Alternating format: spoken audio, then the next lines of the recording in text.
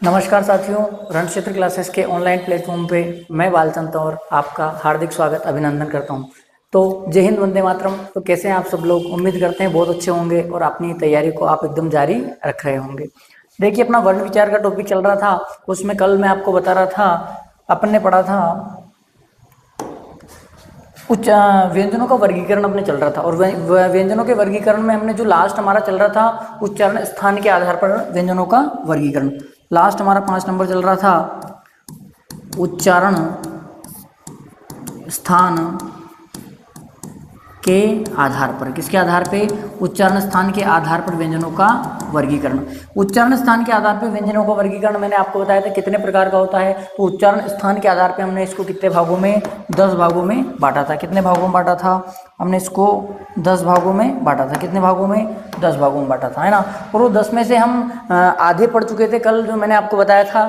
तो बीच में हमारी क्लास रुक गई थी, कुछ तकनीकी समस्या के कारण अपने उसको रोकना पड़ा। तो अपन बात करते हैं कल जो अपना था।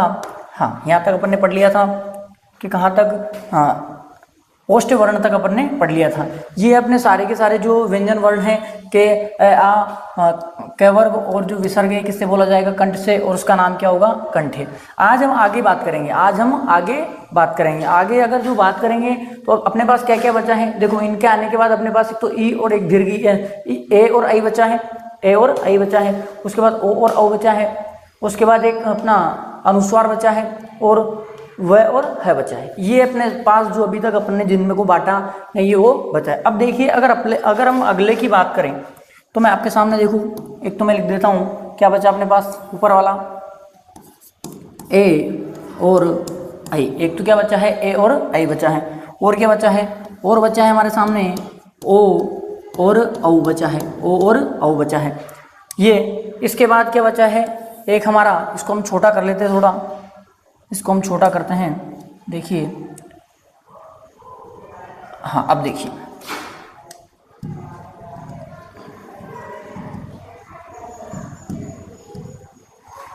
इसको हम छोटा कर लेते हैं ना।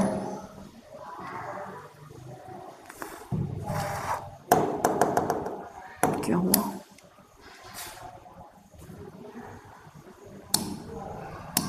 है ना। अब देखिए, ये 7 हो गया। उसके बाद 8 नंबर की अगर अपन बात करें, 8 नंबर की अगर अपन बात करें तो हमारे सामने क्या बचता है?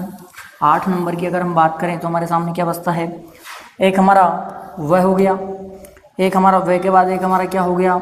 है बचा है। 9 नंबर की अगर हम बात करें तो 9 नंबर की अगर हम बात करें तो 9 नंबर पे एक हमारा है हो गया। और लास्ट अगर हम 10 नंबर की बात करें, 10 नंबर की बात करें तो देखिए, 10 नंबर की अगर हम बात करते हैं तो हमारे सामने क्या बचा? हमारा अनुस्वार बचा। क्या बचा? हमारा अनुस्वार बचा। अब ये जो वर्ण है इनको हम बोलेंगे, लेकिन किसको कहाँ से बोलेंगे इसके लिए आप समझिए। देखो, इनको मैं हटा देता हूँ, देखिए, मैंने आपको बताया था कि जो ये ए और आई है, देखो ए कैसे बनता है? ए गुण संधि में अगर हम अ के साथ ई का योग करते हैं, ए के साथ ई का योग करते हैं तो हमारे सामने क्या आता है? हमारे सामने ए आता है। यदि अ के साथ ई का योग करते हैं तो हमारे सामने क्या आता है? ए आता है। यदि मान लो मैं आपसे कहूं कि ए और ई की मात्रा जोड़कर हम ए की मात्रा बना सकते हैं, तो क्या ए और ई का उच्चारण स्थान जोड़ के हम ए का उच्चारण स्थान नहीं बना सकते क्या? तो बना सकते हैं कि नहीं बना सकते हैं? बिल्कुल हम बना सकते हैं। देखिए, ए का उच्चारण स्थान क्या है? तो हमने कहा कि ए बोला जाता है कंठ से। ए कहाँ से बोला जाता है? कंठ से। तो पहला तो आ गया। और ई कहाँ से बोला जाता है? तो ई बोला जाता है तालु से। ई बोला जाता है तालु से। तो क्या बन गया? कंठ और तालु। तो इसका ए और आई का उच्चारण स्थान क्या होगा? कंठ धन तालु। क्या होगा? कंठ तालु। और ये क्या बन जाएंगे? कंठ तालु। और इनका नाम क्या होगा? इनका नाम होगा कंठ्य तालव्य। कंठ्य तालव्य, कंठ तालव्य इनका नाम होगा। आगे बात समझ में। ऐसे ही हम ओ और औ का निकालेंगे तो ओ कैसे बनता है? इसको मैं हटा देता हूँ। ओ गुण जो ओ हमारे सामने बनता है अ, और उसके साथ अगर हम ओ का योग करते हैं तो हमारे सामने क्या बनता है? ओ बनता है। तो वैसे हम इनके, तो ए हमें पता है कहाँ से बोला जाता है? ए हमारे सामने कंठ से बोला जाता है। ओ कहाँ से बोला जाता है? ओष्ठ से बोला जाता है। ओ कहाँ से बोला जाता है? ओष्ठ से। तो क्या बन गया इसका? इसका बन गया कंठ धन ओष्ठ, कंठ धन ओष्ठ, तो इसको क्या कहेंगे? कंठोष्ठ। क्या कहेंगे?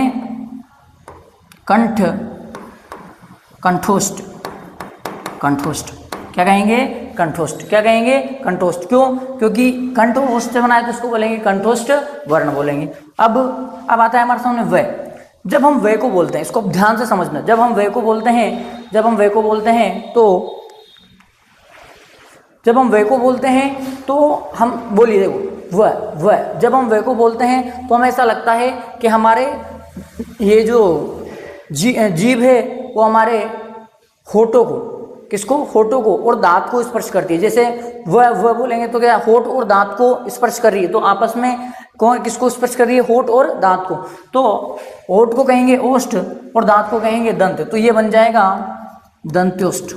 दंतोष्ठ किससे? दंतोष्ठ। किससे बोला जाता है? दंतोष्ठ। और दंतोष्ठ बोला जाता है तो इनको क्या कहेंगे? दंतोष्ठ वर्ण। क्या कहेंगे? दंतोष्ठ वर्ण।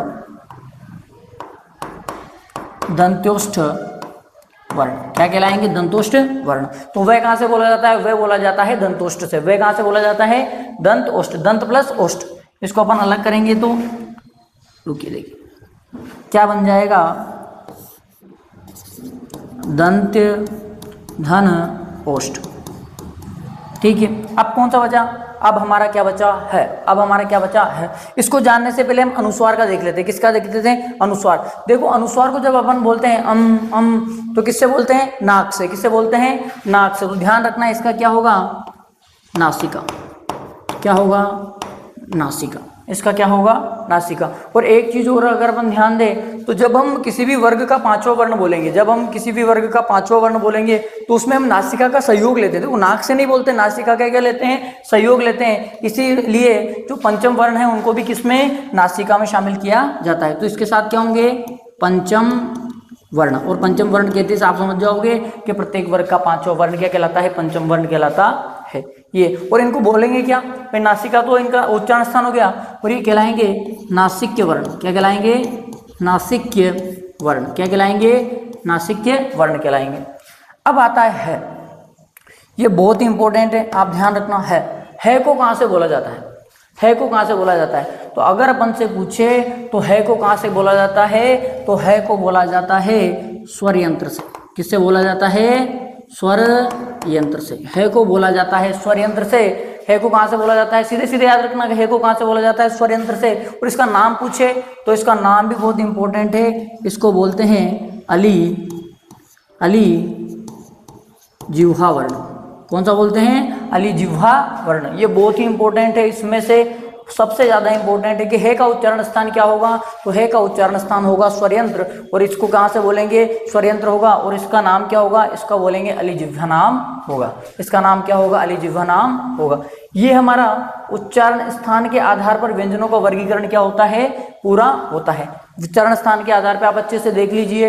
इसको आप बार बार बनाएंगे, आप बार बार जैसे इसको बनाएंगे तो आपको ये अपने आप से समझ में आ जाएगा। इसको आप अच्छे से देख लेना, है ना। इसके बाद अगर हम बात करें तो यहाँ पर हमारा व्यंजनों का वर्गीकरण क्या होता है? पूरा। देखो हमने क्या क्या पढ़ लिया। हमने जो हमारे स्वर थे कितने? 11। और हमारे व्यंजन थे कितने? 33। इनका हमने क्या पढ़ लिया? वर्गीकरण पढ़ लिया। इनका हमने क्या कर लिया? वर्गीकरण पढ़ लिया। लेकिन इनके अलावा क्या आप मेरे को बताओ कि हमारी पूरी हिंदी जो है क्या इन 33 वर्णों से चल सकती है? क्या हमारी हिंदी 33 वर्णों से नहीं चल सकती। मतलब इनके अतिरिक्त भी कुछ वर्ण हैं, इनके अतिरिक्त भी कुछ वर्ण हैं जिनको हम पढ़ेंगे। और वो हमारा टॉपिक रहेगा हिंदी के अन्य वर्ण। वो हमारा टॉपिक क्या रहेगा? हिंदी के अन्य वर्ण। वो हमारा टॉपिक क्या रहेगा? हमारा टॉपिक रहेगा हिंदी के अन्य वर्ण।